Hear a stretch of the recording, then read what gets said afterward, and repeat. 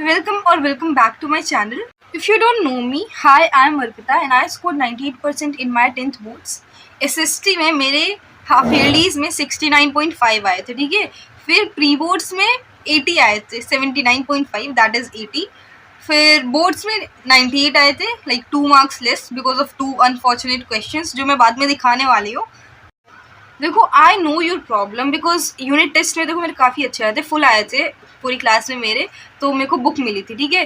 फिर half yearly में मैंने जो डाउनफॉल दिखाया है, मतलब मैंने बैठ के सोचने की कोशिश की कि ऐसा क्या हुआ कि इतना गंदा सा डाउनफॉल आ गया, तो कुछ पॉइंट्स थे जो ऐसे उभर के आए। So first of all, SST ऐसा सब्जेक्ट है जो पढ़ने का मन ही नहीं करता है। Like imagine reading the same text again and again, जो कुछ नया मिल भी नहीं रहा है, सेम ही स्टोरी बार बार रटना पड़ रहा है। It is really very boring. दूसरा, एसएसटी टाइम बहुत खाती है। लाइक कितना भी पढ़ लो वही चैप्टर, इतने लंबे लंबे चैप्टर वापस से पढ़ने में बहुत ज़्यादा टाइम जाता है। और तीसरा, अगर तुम कोई चैप्टर सही से पढ़ लो फिर भी 5-6 दिन बाद वो गायब हो जाता है, कुछ कीवर्ड्स तुमको याद नहीं रहते। So I am here with all your problems का solution and also the strategy that I use to jump from 69 to 80.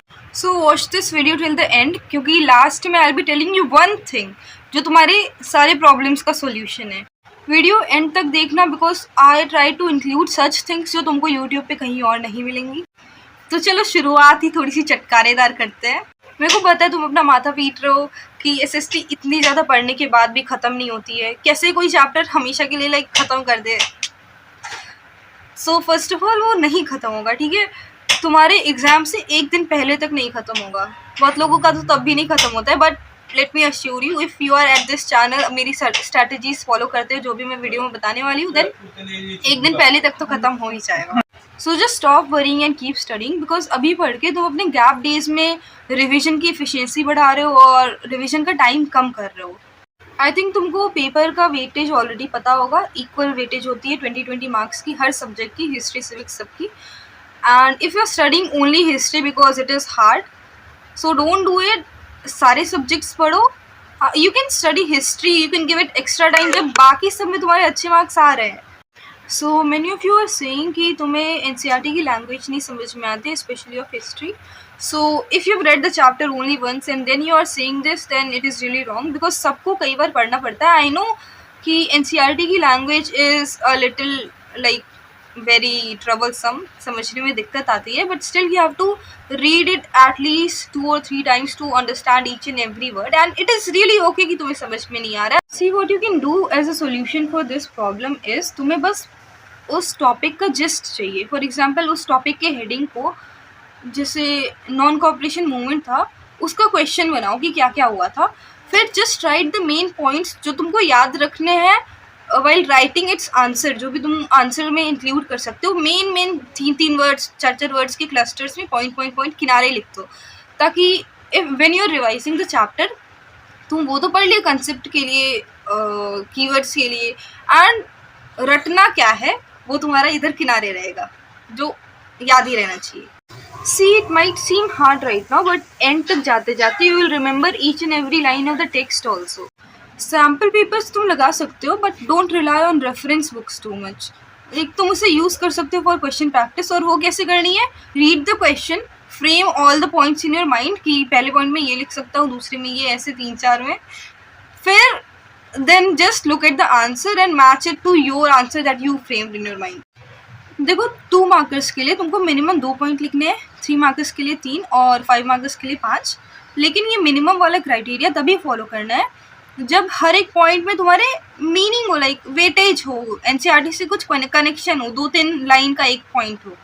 अगर ऐसा नहीं है तो राइट 2-3 पॉइंट्स एक्स्ट्रा ओनली, फ़ायदे में रहोगे। देखो, मेरे जो 2 मार्क्स कटे थे एसएसटी में वो काफ़ी ज़्यादा अच्छे क्वेश्चंस थे, एमसीक्यूज़ थे, और मोस्टली ऐसे एमसीक्यूज़ यूपी रीजन में ही आए थे। सो यूपी वालों, मेरा 3rd मोस्ट रीसेंट शॉर्ट देख लेना। एंड ये वाला क्वेश्चन भी काफ़ी अच्छा आया था, but I give its answer. Let's see if you know the answer और not, comment in the comment section. See internals में 20 में से 20 स्कोर करना is really easy if you are in the good books of your teacher. मैंने project भी submit नहीं किया था, still I got 20 out of 20 because teacher को भी पता रहता है कि अभी लास्ट टाइम चल रहा है, students must be studying all the time, they did not get time to make projects and all, but submit your notebooks on time, maintain good relationship with your teacher. हो सकता है तुम्हारे teacher उतने forgiving ना हो, अपने senior से एक बार कंफर्म कर लेना कि मार्क्स देते हैं नहीं प्रोजेक्ट ना सबमिट करने पर, एंड बेटर कि तुम सबमिट ही कर दो. वाई टू टेक रिस्क बोल रही थी मैं. If there is a question in the paper जिसका आंसर तुमको सही से नहीं पता है, like you have some sort of faded memory of the topic, then write everything you remember about the topic. Answer बढ़ा के लिखो. You better know how to do that, तुमको तो पता ही होगा. अपने शब्दों में लंबा करके लिखो. Start with introduction. ऐसे लिख सकते हो कि this was because of the following points. फिर कंक्लूजन लिख सकते हो, so these points led to this. फिर जो भी तुमको याद है वो तुम बीच में लिख दो. Like getting few marks is better than getting none, right. और हो सकता है कभी कभी टीचर ध्यान ना दे तो तुमको फुल भी मिल सकता है. देखो क्वेश्चन उस टॉपिक से रिलेटेड ही कुछ लिखना, ये नहीं कि तुम आंसर को लंबा करने के लिए कुछ भी भर दे रहे हो. टीचर का दिमाग खराब हुआ तो जाएंगे मार्क्स. एनसीईआरटी में जो भी बॉक्सेस है उससे काफ़ी सारे वन लाइनर्स बन जाते हैं. एमसीक्यूज में काफ़ी सारे क्वेश्चन आते हैं, उसमें से ग्राफ में से भी आते हैं.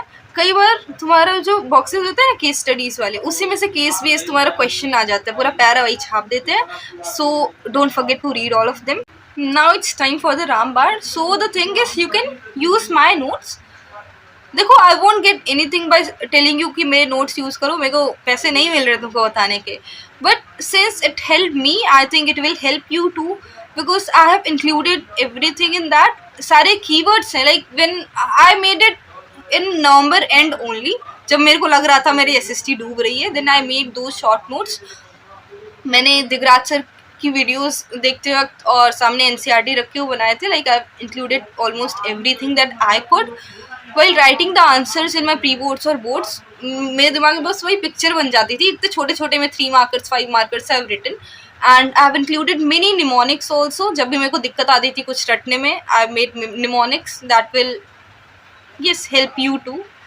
करेंगे. You can just like go through them once. अब हो चाहो तो खुद के भी नोट्स बना सकते हो by referring to my notes. पूरी एसएसटी मैंने 66 या 67 पेजेस में ख़त्म की है. 2 चैप्टर्स आर मिसिंग. किसी दूसरी कॉपी में बनाए थे मैंने और लग रहा है रद्दी में चली गई. So really sorry for that. But apart from that बाकी सब चैप्टर्स के लिए you can just see them once. If it helps you it will really mean a lot to me. So yeah that's it.